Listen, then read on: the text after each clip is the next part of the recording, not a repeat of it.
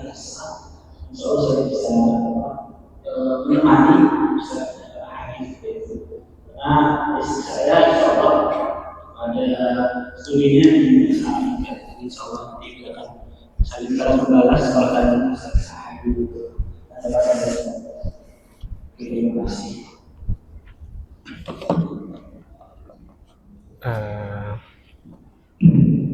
Itu mic jenengan, itu saya. Cek. A'udzu billahi minasyaitonir rajim. Bismillahirrahmanirrahim. Assalamualaikum warahmatullahi wabarakatuh. Alhamdulillah wassalatu wassalamu ala Rasulillah. Allahumma faqihna fid din wa 'allimna ta'wil. Rabbi zidna 'ilma warzuqna fahma. Allahumma sarrif al-qulub sarrif qulubana ala ta'atik.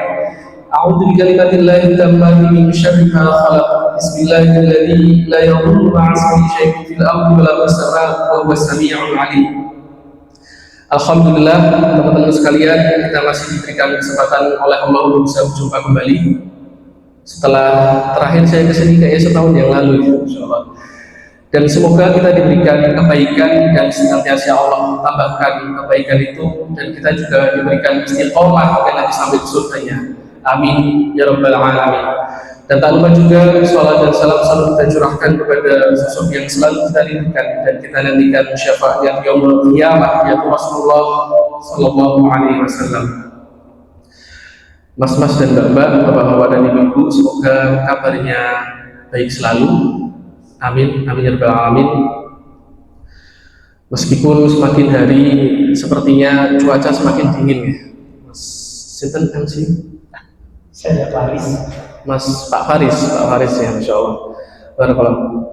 Baik, sebelumnya izin memperkenalkan diri, nama saya Ahadi, bisa dilihat di slide ya. Biasa dipanggil Aha. Kalau panjenengan ketemu saya di jalan, silahkan disapa saja Aha gitu ya, Masya Allah.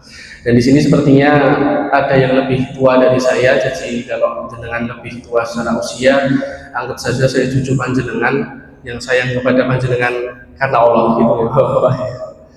Nah, pada malam hari ini saya diberikan kesempatan oleh teman-teman dari panitia Masjid Suja untuk membawakan salah satu tema yang aslinya tema ini adalah lanjutan dari tahun lalu, di mana tahun lalu saya pernah menyampaikan materi juga di Masjid Suja ya. Itu berjudul tentang Islam di Eropa, karena waktu itu menceritakan tentang seperti apa gambaran Islam di Eropa Tengah ketika saya dulu pernah berkuliah di sana, S1 dulu ya. Kemudian di akhir slide waktu itu tahun lalu saya memberikan sedikit clue pada teman-teman, kepada Masjid Suja juga. Lanjutan materinya adalah tentang proses transisi hijrah saya yang dulunya berkuliah di kampus yang umum atau bahasa lainnya apa? Konvensional gitu ya, di jurusan yang bukan Islam, atau lebih tepatnya malah di kampus yang itu kampus Katolik di Esterhazy Caroline University dulu ya, di jurusan animasi S1. Kemudian singkat cerita saya pulang ke Indonesia 2018. Kemudian saya memulai proses hijrah saya, dan saya mulai dengan mempertanyakan ngapain harus Islam. Nah, setelah saya ketemu reason, ternyata Islam itu bisa dibuktikan secara logik, maka hal pertama yang waktu itu Allah sadarkan kepada saya adalah gimana cara kita bisa memahami Islam. Gimana cara kita memahami Islam? Nah, mau nggak mau, kalau kita pengen paham sebuah ajaran, kita harus paham dulu base-nya atau dasarnya untuk memahaminya, yaitu apa ya? Boleh kita jawab, teman-teman juga boleh sambar-sambaran apa ya? Bahasanya. Dan dari situ saya pun memutuskan untuk melanjutkan kuliah. Nah, waktu itu saya ditanya oleh orang tua saya, mau melanjutkan S2 atau nikah gitu kan. Saya nggak milih dua-duanya. Saya waktu itu milih buat saya pengen berhijrah gitu kan, pengen melanjutkan kuliah tapi berganti jurusan, yaitu di jurusan bahasa Arab. Dan dari situ di tahun 2019 itu kemudian singkat cerita memutuskan untuk mulai belajar bahasa Arab di lebih dari satu kampus sekaligus di beberapa ma'had juga. Alhamdulillah, Masya Allah. Dan di situ salah satu hal yang waktu itu membuat saya jadi agak penasaran dan bertanya-tanya adalah terkait dengan bahasan mazhab. Mazhab ya.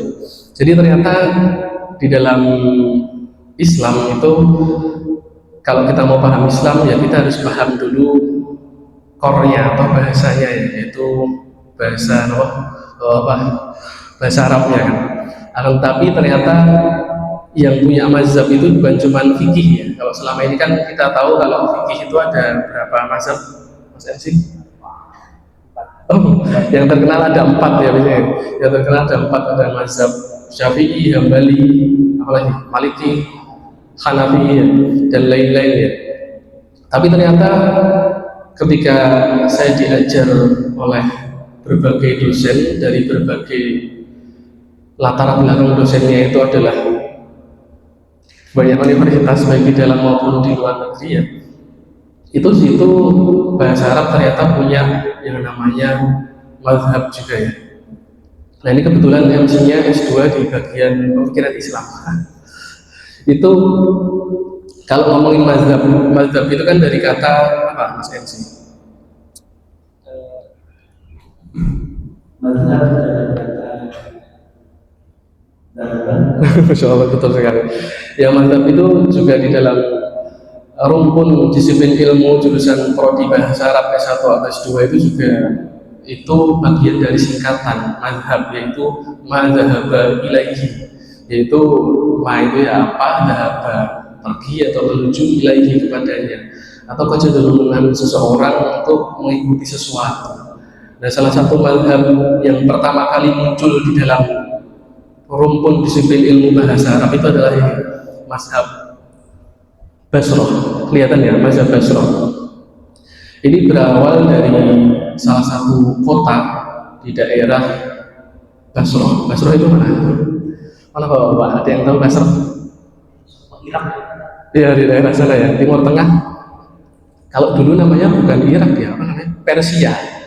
Persia ya dulu namanya Persia di abad pertama dan abad kedua. Ya? Iran dan Irak. Ya sekitar Iran dan Irak di sana ya. Nggak tahu sekarang kota Basrah itu masih Basrah yang dulu apa enggak? Apa sudah agak bergeser dikit gitu ya di peta. Tapi yang jelas di sekitar Irak dan Iran kalau sekarang ya. Dulu namanya masih Persia. Dan di situ muncul madrasah. Madrasah itu semacam apa? Pusat kajian gitu ya. Pusat kajian halakoh ya, ngumpul. Halakoh itu kan ngumpul-ngumpul ya. Ngumpul-ngumpul yang membahas tentang salah satu rumpun ilmu yang luar biasa yaitu bahasa Arab, bahasa Arab. Nah sebelum kita lanjut ke situ, kita sedikit kasih pendahuluan dari ayat Al-Quran ya.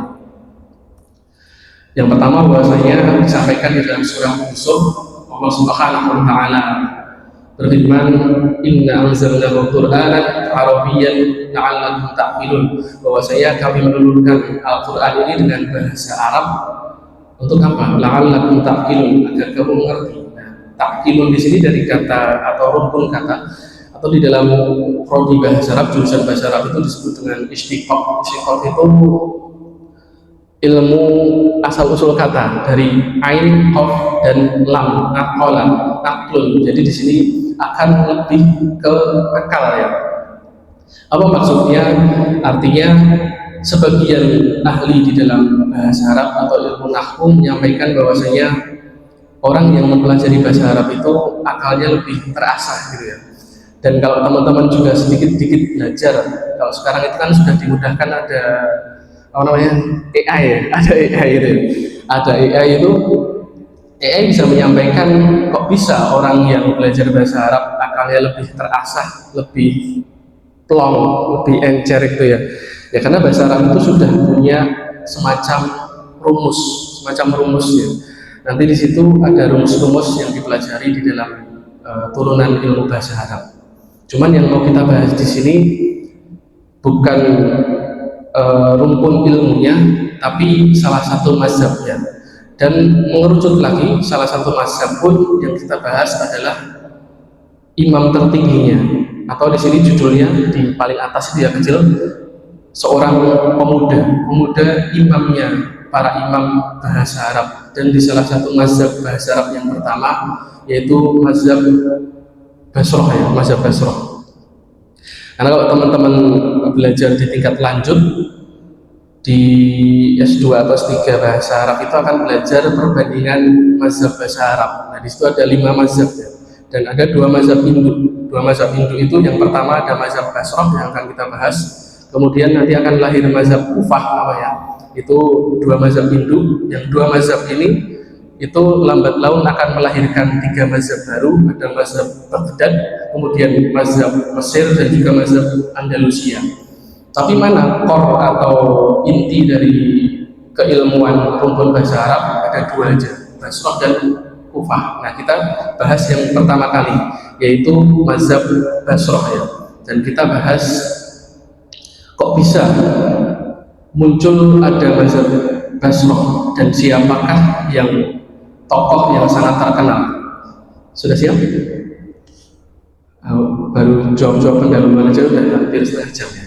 Kita masuk ke materinya. Dari tadi baru pendahuluan. Oke. Bapak-bapak, ibu-ibu, atau Mas Hambak atau Mas MC mungkin pernah dengar istilah ini ya. Istilah ini di slide ini.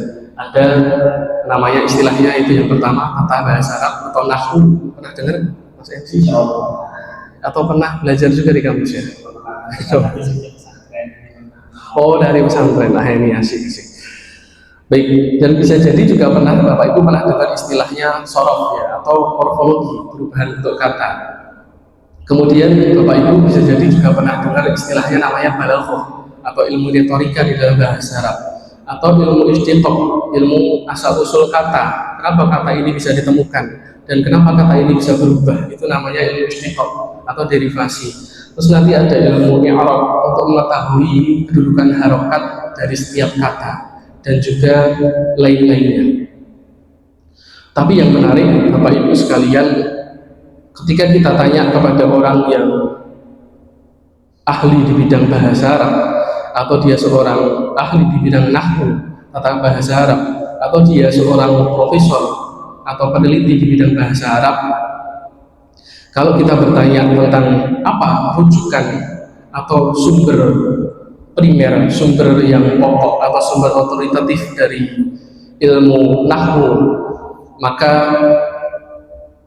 orang-orang yang ahli di bidang nahwu atau orang-orang yang ahli di bidang bahasa Arab, dia akan menjawab kitab yang ditulis oleh pemuda yang satu ini.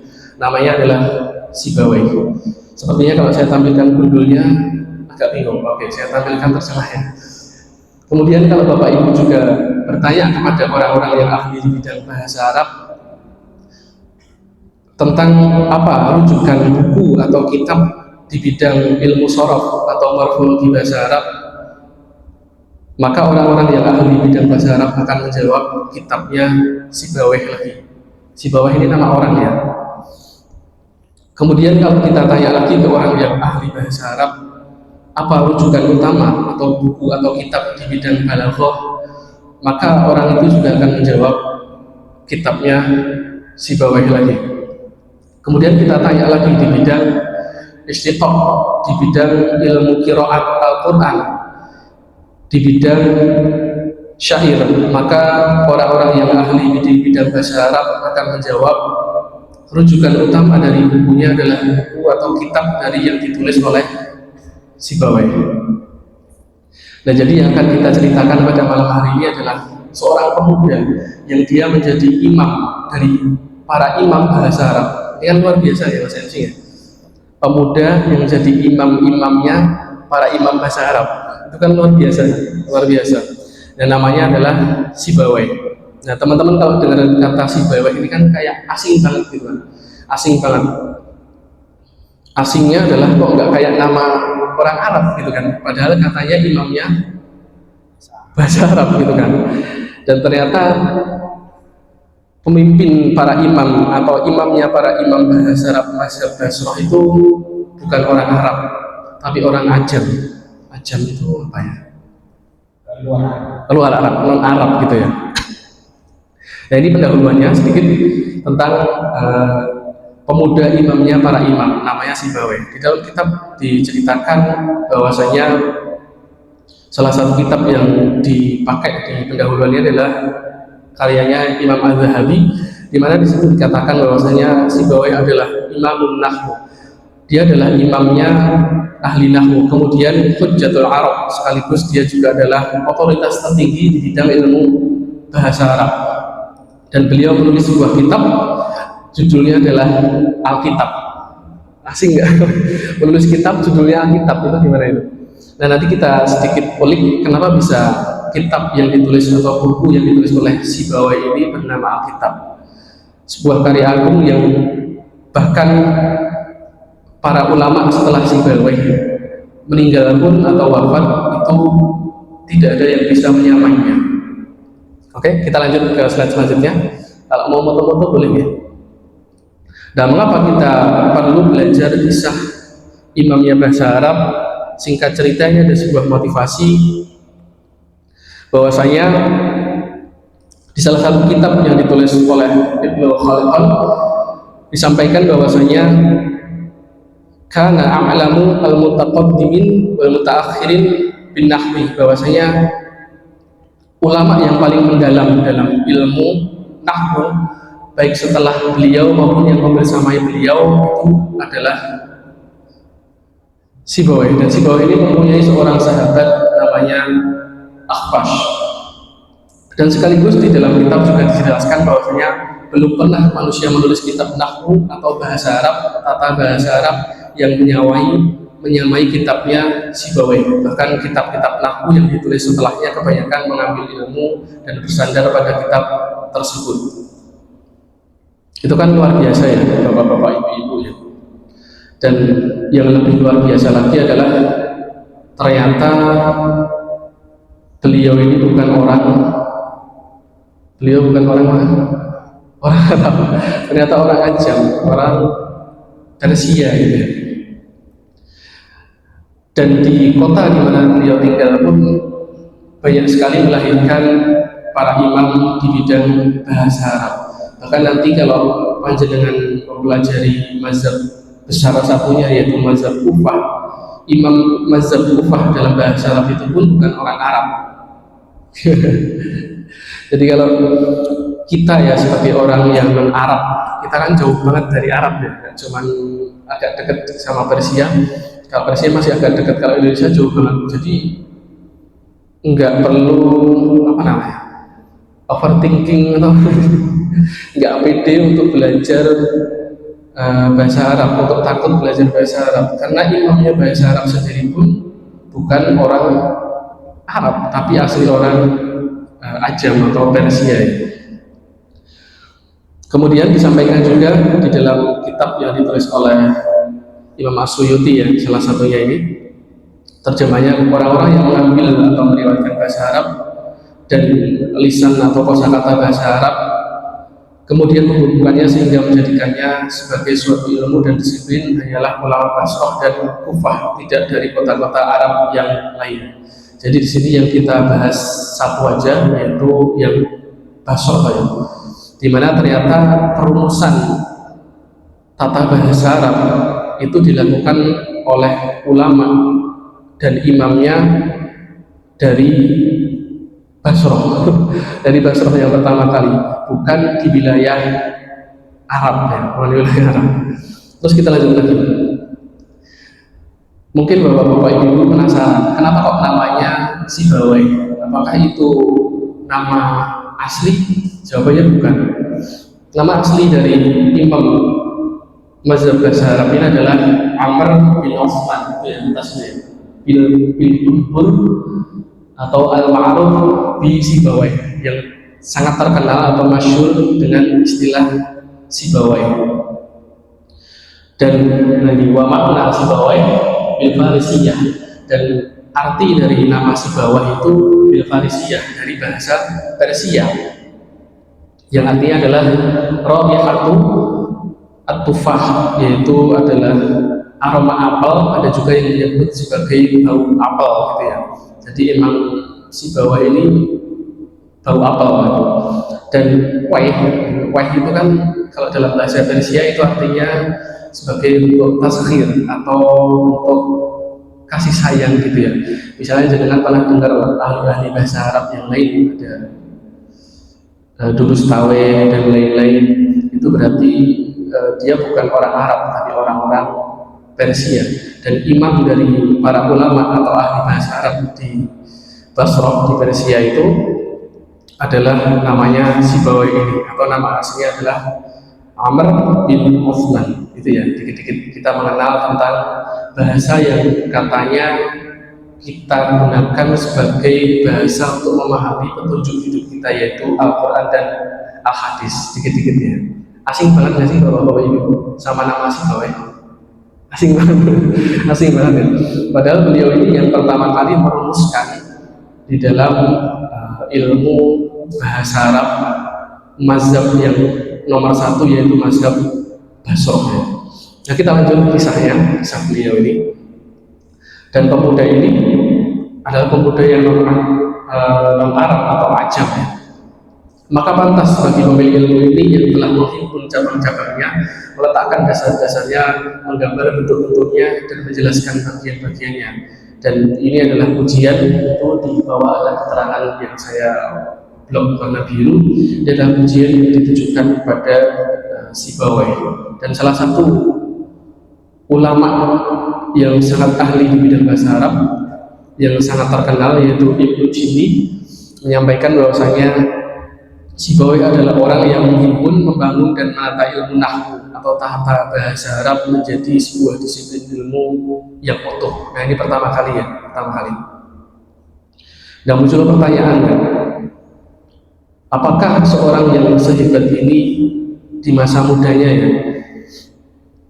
Dan tadi saya belum bilang ya, bahwa Sibawai ini menjadi seorang imam nahwu mazhab Basrah itu di usia yang masih sangat muda. Nah, ini menjadi motivasi kita juga bagi teman-teman yang masih sangat muda untuk tidak menunda-nunda belajar gitu kan. Kadang ada yang menunda-nunda gitu kan, Allah masih muda, engkau wae gitu kan. Tapi ternyata justru salah satu yang bisa kita pakai untuk motivasi yaitu imamnya bahasa Arab. Beliau belajar dikala masih sangat muda, masih syab. Bahkan banyak ulama ahli di bidang bahasa Arab atau nahwu yang meriwayatkan Sibawai ini wafat di dalam kitab disebutkan qabla jamaah. Jamaah itu adalah gurunya Sibawai. Artinya dia wafat di usia yang masih sangat muda, sangat muda, di bawah 40 tahun ya, masih sangat muda. Bisa jadi 20-an, bisa jadi 30-an. Kenapa kok saya nggak tahu usianya berapa pastinya? Karena riwayat tentang hari lahirnya dan juga tanggalnya sangat sulit ditemukan gitu ya. Kalau Bapak Ibu ada yang ahli di bidang bahasa Arab bisa usul saya biar saya tahu ya. Nah, kita lanjut. Bahwasanya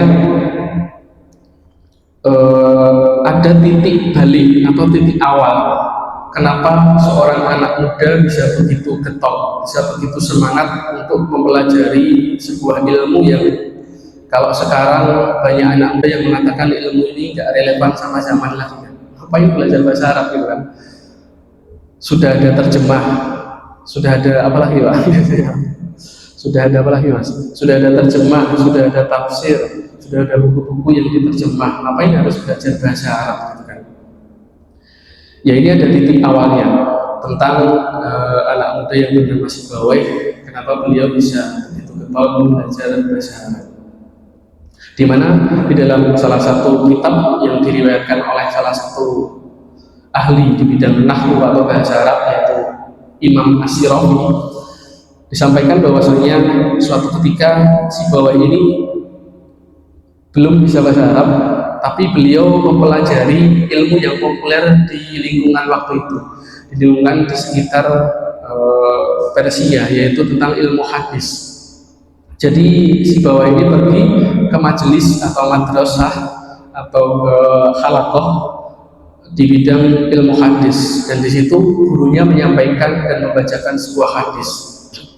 Hadisnya bunyinya ini, gurunya namanya Hamad Unid. Bahwasanya gurunya menyampaikan hadis ini, ma min ahadin min ashabi illa akhadtu alaihi laisa Abad Darda. Nah, perhatikan yang warna merah ya. Kemudian ketika si Bawai mendengarkan hadis tersebut dari gurunya yaitu Hamad di majelis ilmu hadis tersebut, si Bawai pun komplain itu protes sama gurunya itu. Guru gitu kan, atau ustadz atau syekh itu kan kalau di sana manggilnya. Si Bawai ini mengatakan bahwasanya ini, kalau si Bawai berkata laisa Abu Darda. Jadi perkataan dari Hamad yang ahli hadis ini dikoreksi, yang tadinya Abba dikoreksi sama si Bawai jadi Abba jadi Abu.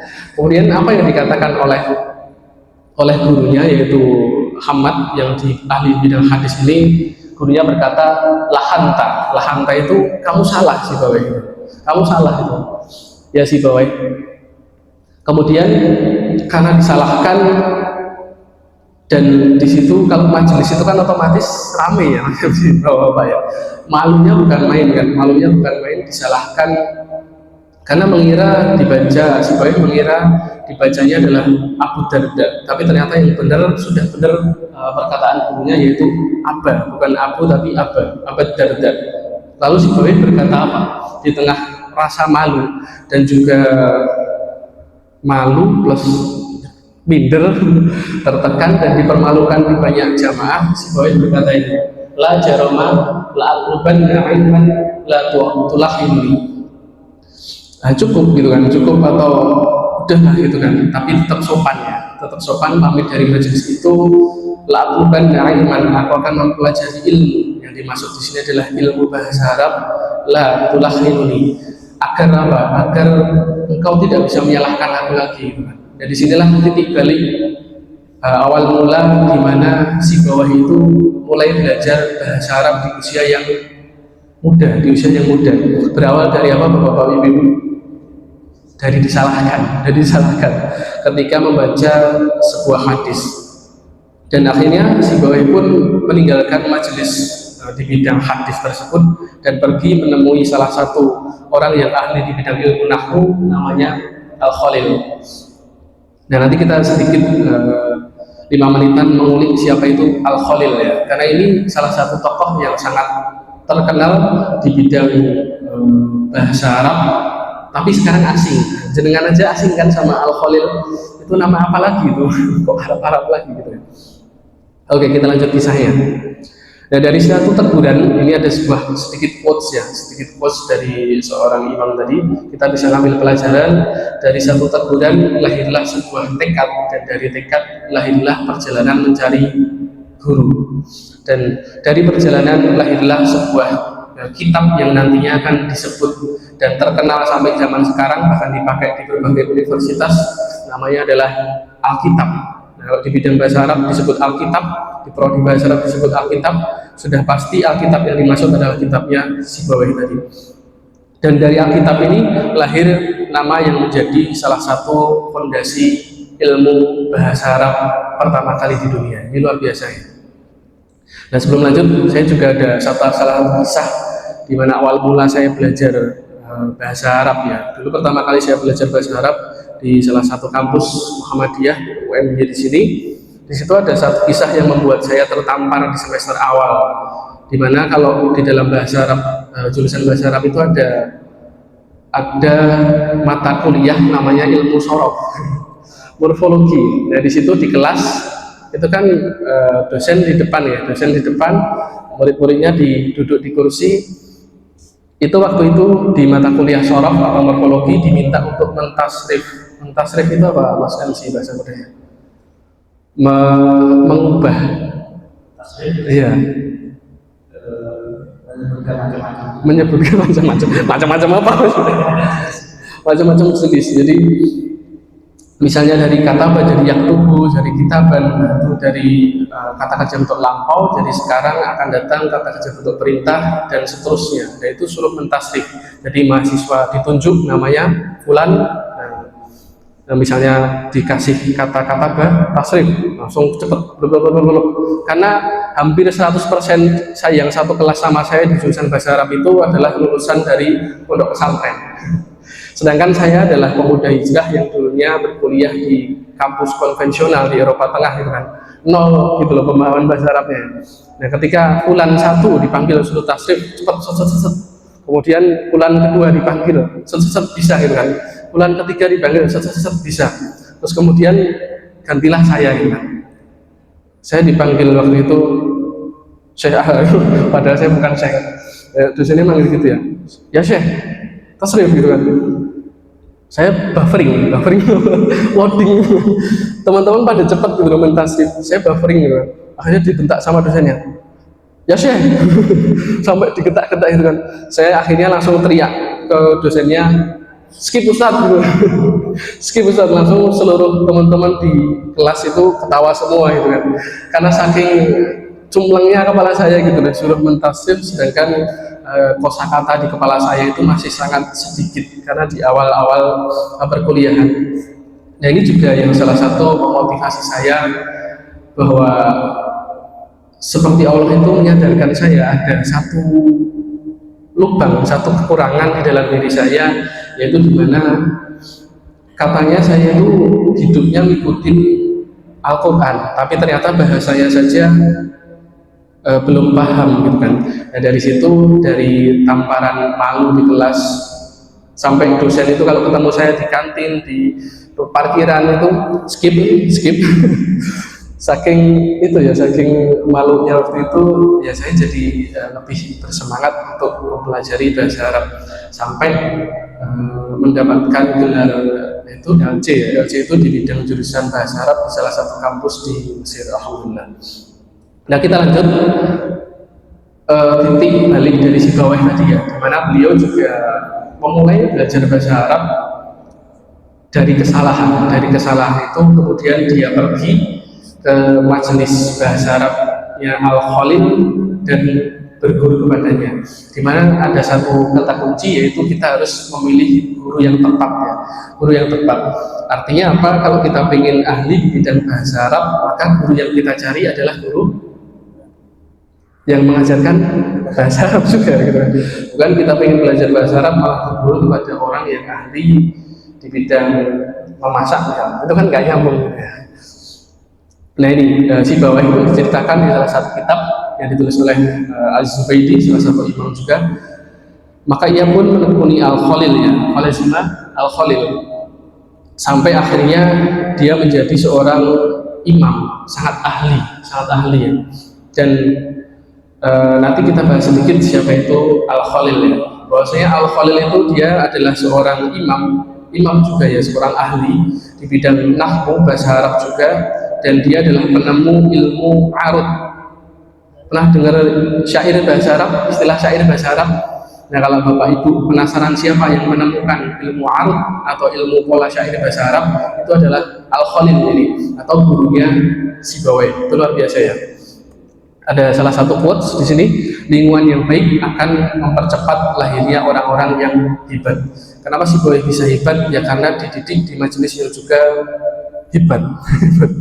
Salah satunya adalah transmisi keilmuan yang didapat dari gurunya, yaitu Al-Khalil itu tadi.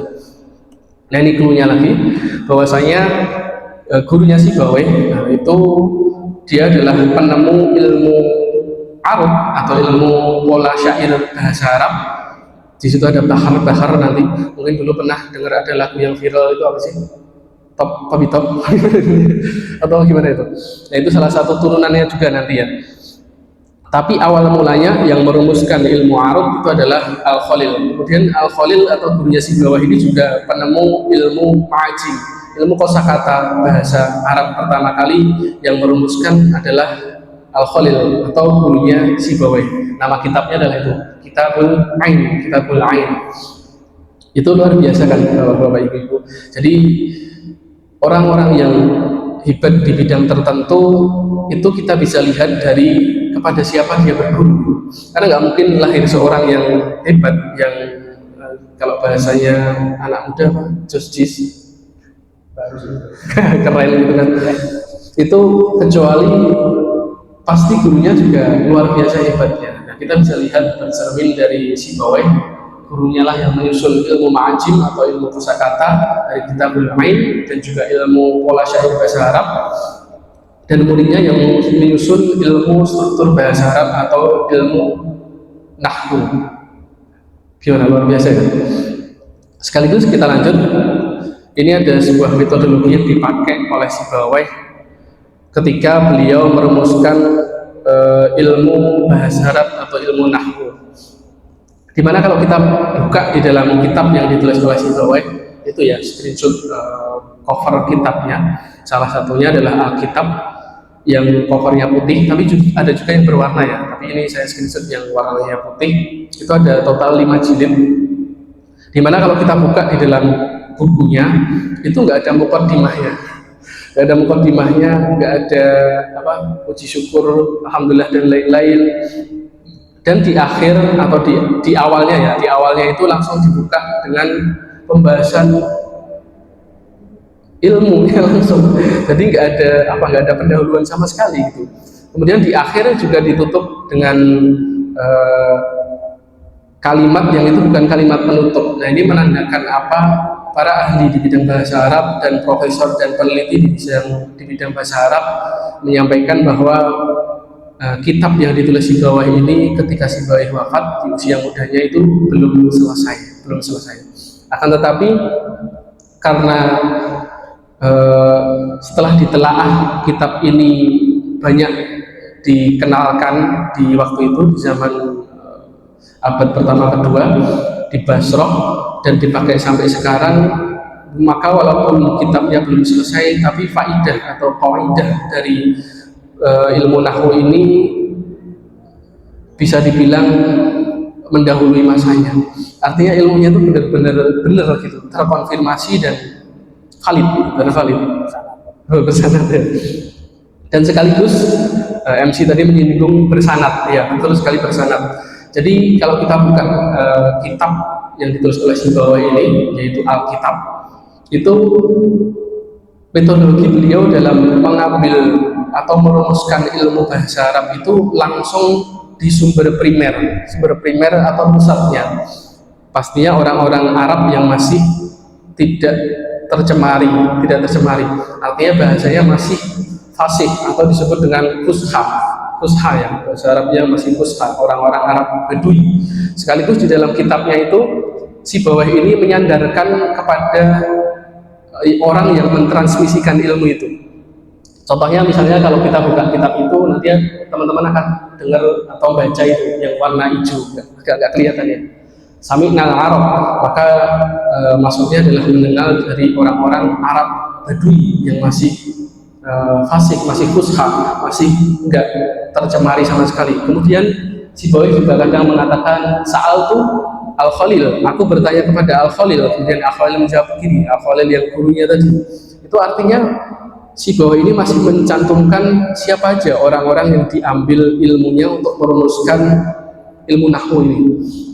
Sekaligus nanti juga akan di kitabnya ada kata begini, Sa'altu Yunus. Nah, itu juga salah satu transmisi keilmuan di mana Sibawayh mengambil ilmu dari Yunus, dari Al-Khalil, dan juga orang-orang lain yang disebutkan di dalam kitab tersebut. Ini luar biasanya metodologi yang dipakai oleh Sibawayh, mengambil ilmu dari sumber primer, dari sumber pokoknya. Berbeda dengan zaman sekarang ya, kalau teman-teman baca sebuah buku kadang nggak ada sanadnya kan, tiba-tiba langsung menceritakan ini, itu kan akan bingung cara mengkonfirmasinya apakah benar atau tidaknya itu ya. Itu salah satu kekuatan dari sanad atau sumber primer. Kemudian kita lanjut ke pujian-pujian para ulama di masa itu, di mana salah satu pujiannya disampaikan oleh salah satu ahli di bidang nahwu atau bahasa Arab juga, namanya Asy-Syirafi. Disampaikan bahwasanya ketika di masa itu dikatakan bahwasanya ada orang yang mengabarkan qara'a fulanan, atau orang yang sudah membaca Alkitab maka yang disebut Alkitab di situ pasti kitabnya Sibawai. Kalau terdengar kabar di sana ada orang yang gosip fulan sudah membaca Alkitab, maka kitab itu adalah pasti kitabnya Sibawai, saking terkenalnya. Dan sekaligus pujian yang disebut karyanya seperti lautan, artinya saking luasnya keilmuannya gitu ya.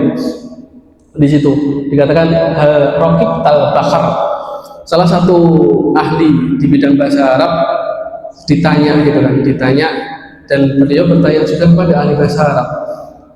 Pertanyaannya apa? Ketika membahas Alkitab yang ditulis di bawah, pertanyaan adalah hal Rokib Tal-Bahar, apakah engkau sudah bisa menaklukkan lautan? Lautan yang dimaksud di sini adalah kitab atau buku karya Sibawai, itu luar biasa ya. Dan sekaligus juga disampaikan di dalam kitab ini yang terjemah itu di bawah, barang siapa yang ingin menyusun sebuah kitab besar dalam ilmu bahasa Arab atau nahwu setelah kitab yang ditulis oleh Sibawai, yaitu di mazhab Basrah dulu, maka hendaknya ia merasa malu, karena pasti kitab-kitab yang ditulis saat ini turunan-turunannya itu akan menginduk pada kitabnya Sibawai. Mau kitab kecil maupun kitab besar pasti akan menginduk kepada kitabnya Sibawai. Luar biasa ya. Dan karya tersebut menjadi fondasi ilmu bahasa Arab lebih dari 1200 tahun sampai sekarang ya. Dan salah satu pujian juga yang disampaikan oleh salah satu ahli di bidang bahasa Arab, tidak pernah disusun sebuah kitab dalam cabang ilmu apapun yang sebanding dengan kitabnya Sibawai dalam ilmu bahasa Arab pastinya. Sebab kitab-kitab yang ditulis dalam berbagai disiplin ilmu biasanya masih membutuhkan kitab-kitab lain sebagai pelengkapnya. Adapun kitab Sibawai, siapa saja yang benar-benar memahaminya, ia tidak lagi membutuhkan kitab yang lain. Nah, ini saking luasnya, saking komplitnya gitu ya. Karena kalau kita mau buka ilmu nahwu, ada shorof, ada balaghah, ada istiqaq, ada ilmu qiraat, ada ilmu syair pun ada di kitabnya Sibawai, dan ini dijadikan rujukan-rujukan oleh para ahli-ahli bahasa Arab setelahnya. Luar biasa kan Bapak-bapak Ibu-ibu, tapi asing ya, sekarang asing, bahkan mungkin bisa jadi baru pertama kali dengar ya, karena yang menjadi rujukan para imam nahwu setelahnya. Salah satu ahli nahwu yaitu Asy-Syirazi berkata, kitab Sibawai karena kemasyhuran dan terkenalnya telah menjadi nama yang langsung dikenal di kalangan para ahli nahwu, sehingga apabila di wilayah Basrah atau bahkan di wilayah Arab dikatakan bahwa fulan telah membaca kitab, maka ini maksud adalah kitabnya Sibawai. Itu saking terkenal dan luar biasanya di bidang bahasa Arabnya. Nah, sekaligus ada pujian lagi dari ulama bahwasanya ini dipuji oleh salah satu ulama dari kalangan mazhab Hambali ya. Ibnu Taimiyah mengatakan wakadzalika an-nuhat, di kalangan ahli nahwu, an-nuhat itu adalah orang yang ahli di bidang nahwu, disampaikan bahwasanya itu dia di lingkup para ahli bahasa Arab, kitab Sibawai tidak boleh tandingan yang semisal dengannya. Artinya orang-orang yang ingin merumuskan buku baik itu kecil maupun besar pasti dia akan bergantung pada kitabnya Sibawai. Asik ya teman-teman ya. Terus kemudian dikatakan lagi bahwasanya Ibnu Taimiyah juga menyampaikan di kitabnya fa inna nafsal lughah al-arabiyyah min ad-din, bahwasanya bahasa Arab itu adalah bagian dari agama Islam. Wa ma'rifataha fardun wajibun, dan memahaminya fardun wajibun, yaitu wajib. Fa inna fahmal kitabi wa sunnati fardun, karena memahami Al-Quran dan juga Al-Hadis itu wajib juga. Wala yufhamu illa bifahmil lughatil arabiyyah, dan mustahil Bapak-bapak Ibu sekalian, orang yang bisa memahami Al-Quran dan Al-Hadis atas dasar ilmu ya, atas dasar ilmu, kecuali dia juga memahami bahasanya, yaitu bahasa Arab. Dan juga Ibnu Taimiyah menyampaikan ada sindiran kepada orang-orang di masa itu maupun juga yang masa sekarang, yaitu kita, wa ma la yatimul wajibu illa bihi fa huwa wajib, bahwasanya sesuatu yang karena sesuatu itu tidak dilakukan maka kewajiban itu tidak bisa terlaksana, maka sesuatu tersebut hukumnya jadinya wajib ya. Itu disampaikan oleh Ibnu Taimiyah, yaitu yang beliau sindir maksudnya adalah kewajiban mempelajari ilmu bahasa Arab Gimana, mulai tersindir nggak mas-mas dan mbak-mbak? Atau udah mulai ngantuk? Ada yang sudah pindah? Tapi meskipun begitu banyak pujian baik di kalangan ahli nahwu maupun di kalangan ahli fikih maupun usul fikih maupun orang-orang yang ahli bidang agama berbagai bidang, tetap saja yang namanya manusia itu punya kekurangan ya bapak-bapak ibu-ibu ya. Di mana salah satu yang diriwayatkan di salah satu kitabnya si bawah ini atau Imam Mazhab Basrah ini, beliau punya kekurangan. Salah satunya diriwayatkan di dalam kitab yang ditulis oleh Ibnu Khaldun, wa narautu fi kitabihi, dan aku menelaah kitabnya, maka apa yang disampaikan oleh beliau aku mendapati bahwa ilmunya, maksudnya ilmu yang ada di dalam kitab yang ditulis di bawah itu jauh lebih kuat daripada kemampuan lisannya. Maksudnya apa? Maksudnya adalah si bawah ini orangnya gagap, jadi dia itu nggak ahli berdebat. Beliau pernah berdebat dengan salah satu ulama imam mazhab Kufah yaitu Al-Kisai dalam perkara Zulburiyah atau pembahasan tawon, dan beliau pun kalah. Padahal yang benar si bawah, tapi karena beliau ini orangnya tidak ahli debat dan gagap, beliau kalah hanya karena nggak bisa jago ngomong.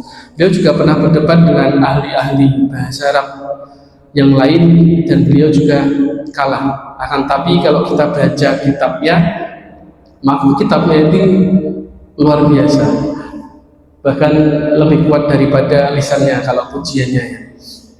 Itu kurang lebih sedikit cerita tentang imam bahasa Arab mazhab pertama kali dalam bahasa Arab, yaitu mazhab Basrah, yang itu dipimpin mazhab Basrah itu oleh seorang imam yang masih sangat-sangat muda dan wafat di usia yang muda juga, namanya Sibawayh. Kurang lebih begitu. Ada pertanyaan atau closing statement? Langsung kita bagaimana atau informasi lebih dan sebagainya. Ada yang mau bertanya nggak? Kalau nggak ada yang bertanya, saya kasih closing statement. Ini kan baru satu mazhab ilmu bahasa Arab, yaitu mazhab Basrah. Kapan-kapan semoga bisa cerita lagi mazhab yang tandingannya, yaitu mazhab Kufah ya. Dimana mazhab Kufah ini itu dipimpin oleh imam namanya Al-Kisai, dimana dia juga tidak bisa bahasa Arab dan orang Persia juga, dan sampai di kitab itu dikisahkan dia alal kibar. Alal kibar itu udah tetek tua, beruban, tapi nggak bisa bahasa Arab, tapi dia hafiz Al-Quran karena dia adalah salah satu periwayat sanad Al-Quran, riwayat Kisai. Artinya bacanya nyambung sampai ke Rasulullah, dan beliau yang membawa sanad qiraatnya, tapi sampai tua nggak bisa bahasa Arab. Nah, kapan-kapan kita ceritakan kisahnya insya Allah. Tapi hari ini yang pemuda ini ya. Nggak boleh, lisensi. Yang kami saya kenal itu adalah bukan Sibawayh, tapi Abu Hasan Al-Ghazali. Yes. Ya. Sosoknya Ali, karena memang kita mencari bahasa akarnya itu sezaman ketika dengan Sibawayh. Atau memang Tuhannya memang lebih dekat. Masya Allah, ini saya kira MC-nya ngetes saya karena beliau S2-nya dalam pemikiran ini ya, pemikiran Islam. Jadi ada pertanyaan juga yang kemarin saya pertanyakan kepada guru-guru saya pastinya ya di bidang bahasa Arab, apakah sebelum Sibawayh ini menjadi seorang imam, sebelum muncul mazhab pertama kali yaitu mazhab Basrah, tidak ada yang merumuskan ilmu bahasa Arab? Pertanyaannya kan itu. Jawabannya ada. Akan tetapi yang membukukan dan membakukan dalam sebuah kitab yang itu terstruktur aturannya dilakukan oleh Sibawayh. Tadi Sibawayh transmisi keilmuannya, beliau belajar kepada Al-Khalil, di mana Al-Khalil itu adalah penemu ilmu Arab, ilmu para syair Arab, dan dia juga penemu ilmu perkamusan atau ma'aji, di mana beliau menulis Kitabul Ain. Dan sebelum itu pun juga ada salah satu yang disindir oleh MC tadi adalah Abul Aswad Ad-Du'ali. Akan tapi yang pertama kali merumuskan dan komprehensif dalam 5 jilid itu adalah Sibawayh. Dan kita bisa merunut transmisi ilmunya di kitabnya. Nanti jadi kajian bedah kitab Sibawayh lama-lama. Ada yang mau bertanya Bapak-bapak Ibu-ibu tentang bahasa Arab yang dipimpin oleh seorang pemuda di Basrah ini? Atau ini informasi yang pertama kali didengar tentang Imam Mazhab bahasa Arab saking asingnya sama bahasa Arab? Ada yang mau bertanya nggak Bapak-bapak? Ibu-ibu? Mbak? Assalamualaikum. Ini nggak ngelamun kan? Jangan ngelamun ya, tidak ada pakar dia di sini. Tidak ada Mas Edi. Mungkin closing statement. Nah, closing statement saya ini ya, teman-teman sekalian, ada sebuah quotes yang sering disampaikan oleh orang-orang yang ahli di bidang fikih, oleh orang-orang yang ahli di bidang akidah, oleh orang-orang yang ahli di bidang usul fikih, oleh orang-orang yang ahli di bidang bahasa Arab, di mana kadang kita itu mengandai-andai bisa dan paham tentang sesuatu, dan sesuatu itu biasanya adalah paham tentang ajaran Islam. Akan tetapi yang bikin geleng-geleng kepala adalah teman-teman tidak mau berusaha. Ada sebuah quotes yang disampaikan oleh banyak ulama, sering disindir juga, bahwasanya tarjun najah walam tasluk masalikaha. Engkau mengharapkan sebuah keberhasilan atau kesuksesan, tapi enggak mau melalui prosesnya, gitu kan. Inna safinata la tajri 'alal yabas. Ketahuilah secara logika, gitu kan, secara akibat yang logis, bahwasanya perahu pun tidak akan berlayar di tengah padang tandus, gitu. Logiknya gitu loh. Ya kalau kita mau ahli dan mau belajar, ya kita harus mulai dulu melalui prosesnya. Dan melalui Sibawayh, anak muda yang wafat di usia muda, yang kitabnya dipakai sampai sekarang oleh ahli bahasa Arab, kita belajar bahwasanya para imam, yaitu Imam Mazhab Basrah Sibawayh, mengajarkan kepada kita seorang imam bahasa Arab tidak lahir dari kehebatan yang instan, artinya nggak lahir mak procot langsung ahli, tapi ya lahir dari melihat ada kekurangan dari dirinya. Ketika kita lihat ada kekurangan dalam diri kita, tersinggung boleh, minder boleh, tapi jangan berhenti sampai situ, tambal kekurangan itu. Lalu apa yang dilakukan Sibawayh? Dia tutupi kekurangannya dengan kesungguhan belajar, ketekunan berguru, keberanian memperbaiki kesalahan, dan juga kesabaran dalam menempuh proses, karena proses itu butuh waktu ya. Dan dari seorang pemuda yang ajam, bahkan non-Arab sekalipun, yaitu Persia, lahirlah fondasi ilmu yang sangat besar yang ditulis, yang kitabnya dipakai sampai sekarang, Alkitab Sibawayh di bidang bahasa Arab. Kurang lebih itu aja teman-teman closing statement dari saya. Yuk kita bareng-bareng, kalau emang kita mau paham Islam, berarti kita harus paham yang jadi standar dari Islam itu sendiri, yaitu Al-Quran. Dan kalau kita mau paham Al-Quran, mau nggak mau, secara logik kita harus mulai mempelajari bahasanya. Terinspirasi dari seorang anak muda ini, yaitu Sibawayh. Kurang lebih itu saja. Langsung saya tutup. Saja dengan membaca lafaz hamdalah. Alhamdulillahirabbil alamin. Sekaligus kita beristighfar 3 kali. Astaghfirullahaladzim, astaghfirullahaladzim, astaghfirullahaladzim. Kepada bapak-bapak, ibu-ibu, mas dan mbak, apabila ada kesalahan silahkan dikoreksi dan mohon dimaafkan.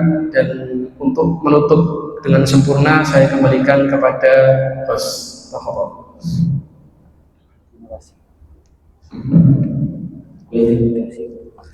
Terima kasih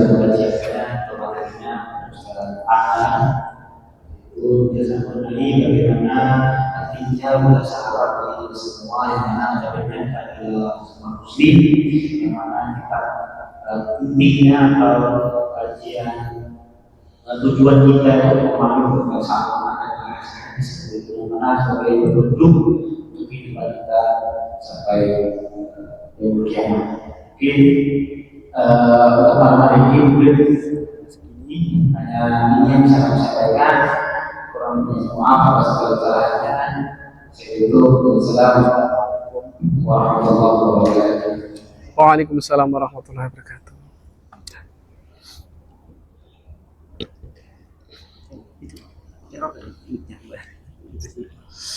Mati kah?